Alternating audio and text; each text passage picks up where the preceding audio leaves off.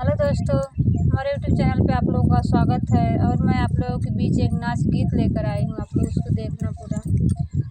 दिया आई गईल राजा फगुनवा में, दिया आई गईल राजा फगुनवा में, फगुनवा में हो फगुनवा में, दिया आई गईल राजा फगुनवा में।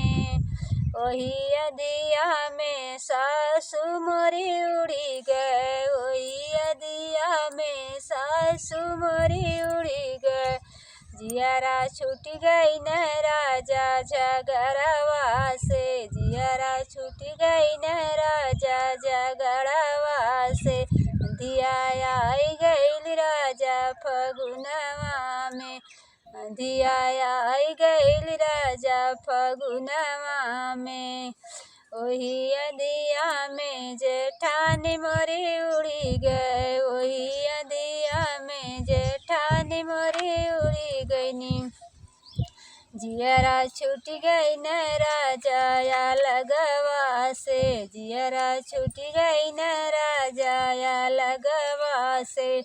दिया आई गईल राजा फगुनवा में, दिया आई गईल राजा फगुनवा में, फगुनवा में हो फगुनवा में, दिया आई गईल राजा फगुनवा में। वही अदिया में ननद हमारी उड़ी गए, वही अनिया में ननद हमारी उड़ी गईनी।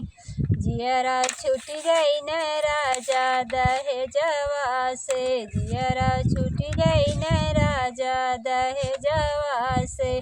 दिया आई गईल राजा फगुनवा में।